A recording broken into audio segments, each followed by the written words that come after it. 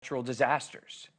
And then they too had to send an addendum after the criticism came. I would think condemning Hamas terrorists wouldn't be difficult, but I wonder, with largely liberal professors and some very loud leftist student groups, how these universities best deal with this. Back with us, Joe Walsh, former Republican congressman from Illinois, Hagar Shamali, former spokesperson for the U.S. mission to the United Nations, and Thane Rosenbaum, who is an expert on the Middle East and a distinguished professor at Torah. Since you are in this world, unfortunately, Thane, Danny. Yeah, can you get me out? Yeah, why is it so difficult? I mean, the fact that each of these places, and there are many more examples, by the way, have to come in, they put out a statement, and then they have to issue a follow-up statement. Dan, you have no idea the pressure that the administration feels to placate the progressive side of students and faculty. The administration, you mean the schools administration? Yeah, they're used to it. Yeah. The president, the provost, they're terrified of the students and the faculty.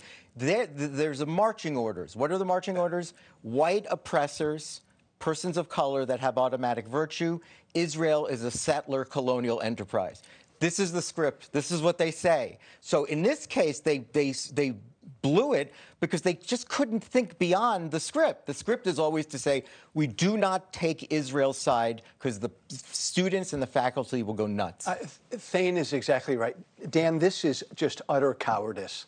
They're afraid on these campuses of offending any marginalized groups, period.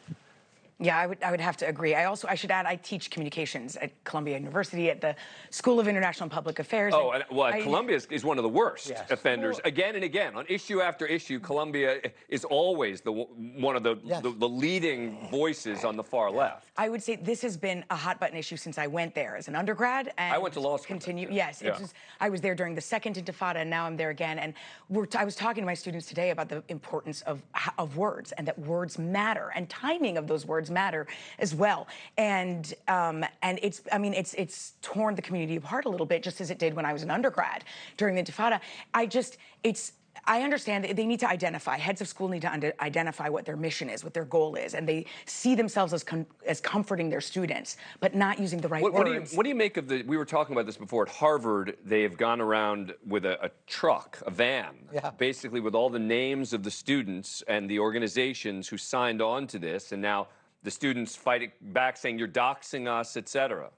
Dan, my understanding is human resource offices and corporations all over America will check your Facebook page, and if you're dancing in a bra, they would rescind if you're taking drugs. So, like, if that is a source of denying you a job, if you signed on to a letter supporting Hamas in beheading children, as an employer, I want to know that. I want to know that you publicly wanted to support a terrorist organization against the killing of civilians. France outlawed protests for Palestinians. I want to live in a free country where you can protest in support of Palestinians, but we're free to call you out.